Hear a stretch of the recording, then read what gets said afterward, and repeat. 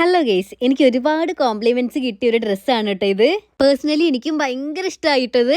ഇത് ഇട്ട് കഴിഞ്ഞാൽ ഒരു സ്റ്റാൻഡേർഡ് ലുക്കാണ്. ഇതിന് പാൻറ്റും വരുന്നുണ്ട്. പാൻറ്റ് കുറച്ച് ലൂസ് ആയതുകൊണ്ടാണ് ഞാൻ ലെഗിൻസ് ഇടുന്നത്. അപ്പൊ നിങ്ങൾക്ക് ഇത് ഇഷ്ടപ്പെട്ടെങ്കിൽ മേടിച്ചോ. ഞാൻ ലിങ്ക് ലെഫ്റ്റ് സൈഡിൽ കൊടുത്തേക്കാം. ഒന്ന് രണ്ട് കാര്യങ്ങൾ ചെയ്യാനുണ്ട്. അപ്പൊ അതിന് വേണ്ടിയിട്ട് ഇറങ്ങിയതാണ് കേട്ടോ ഞാനും ഏട്ടനും. പോകുന്ന വഴിക്കാണെങ്കിൽ ഗേറ്റ് അടവിൽ കുടുങ്ങി. ആദ്യം പോയത് കൊറിയർ അയക്കാൻ വേണ്ടിയിട്ടാണ്. നമ്മുടെ കമന്റ് ടോപ്പർക്കും അതുപോലെ ഗീവ് അവേ വിന്നർക്കും ഒക്കെ ഉള്ള സാധനം അയക്കാനാണ്. ഏട്ടൻ കാറ് പാർക്ക് ചെയ്യുമ്പോഴേക്കും ഞാൻ അത് അയക്കാനുള്ള കവറൊക്കെ മേടിച്ചുകൊണ്ട് വന്നു കേട്ടോ. ഇതിന്റെ ഒപ്പം തന്നെ ഒരു ക്ലാരിഫിക്കേഷൻ കൂടെ ഞാൻ നടത്തുന്നുണ്ട്.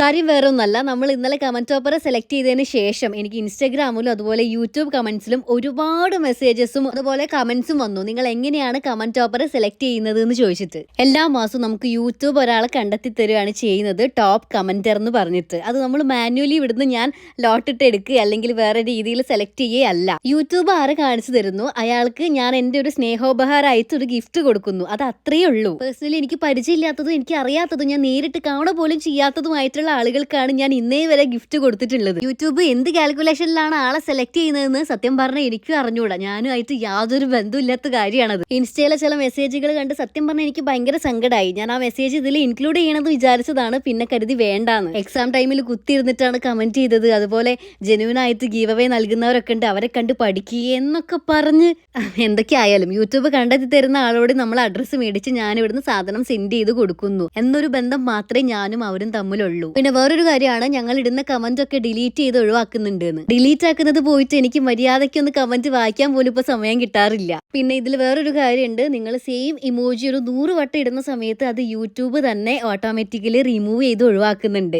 അതിലും എനിക്ക് ഒരു പങ്കുമില്ല കേട്ടോ. ഞാനിപ്പോ ഈ കാര്യം ഇരുന്നും നടന്നും കിടന്നൊക്കെ പറയുന്നത് എൻ്റെ ഒരു സിൻസിയറിറ്റി നിങ്ങൾ മനസ്സിലാക്കണം. അതിന് വേണ്ടിയിട്ടാണേ. ടാറ്റാ.